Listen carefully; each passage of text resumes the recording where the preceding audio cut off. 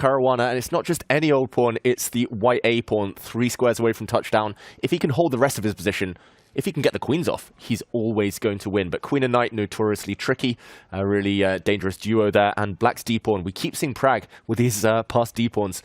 He's not out of it. It's all about who will handle this incoming time scramble better. Pragg looks zoned in, locked in. I wonder whether you trade rooks, whether you just go passive, defend your bishop. Still tricks in the air. It's sufficiently complicated for Pragg not to get too down on his chances right now. We see the rooks leave the board, and Fabi offering a trade of queens. Great professional approach. Yeah, super clean there, and a loss in Armageddon would really hurt Pragg's chances. Remember, coming in, he was in 3rd place, chasing Magnus Carlsen and Hikaru Nakamura in that order. But if he goes down in Armageddon, just like Hikaru did, then that means Magnus's lead over both of those guys just gets bigger. It's going to require a classical victory tomorrow for somebody to keep pace with the world #1. It's not going to be easy at all. Magnus looking like a huge favorite, but Pragg keeping his chances alive. The queen and knight tie down. The white bishop to their a-pawn now. Still no way forward for that pawn to push. But any queen trade, if he can somehow find a way, Fabiano, he's going to win this game. Maybe it's time to give the white king some breathing space as well. Watch out for any tricks. That's the only thing that can save Pragg. Black's king, though, too open. Surely this is a win for white, though, Anna. It has to be a win, and Fabi is spending a bit more time here to invest in figuring out how is it a win. Bishop h6 check, the king goes to f6. What a brave move by Pragg, and I think it's the right move from a practical perspective, right? In this situation, you just say, come get me, big fella, and remember that you're not afraid of perpetual check, because a draw, you win.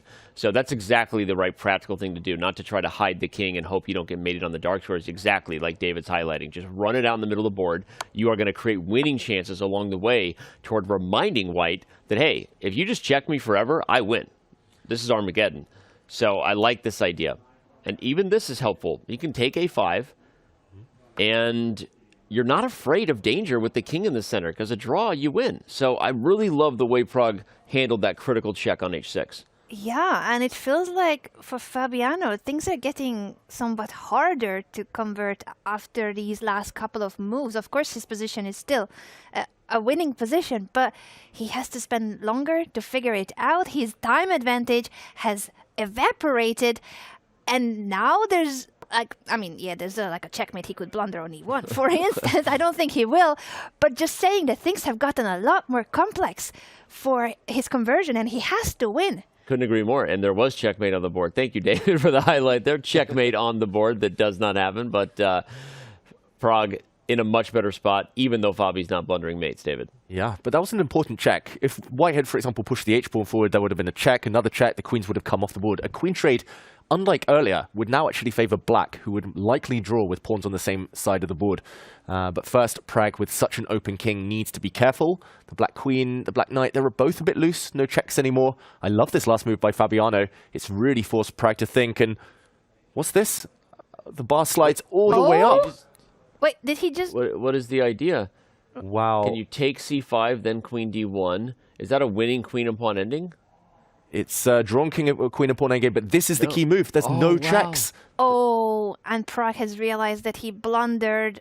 Oh, no. Just when he had come out Not only is there no checks, but you can't save the knight, because if you move the knight to the wrong square, the queen checks on e4, and then the bishop checks on dark squares, and you win the queen. It's a discovery on the 4th rank at the moment. This one is over. Pragg, that slip. It was so difficult to hold, though, with a king out in the open like this. I don't know what Fabi's thinking about. Check and take the knight. Maybe he's just double checking, but he's got only a minute and 15 seconds to double check.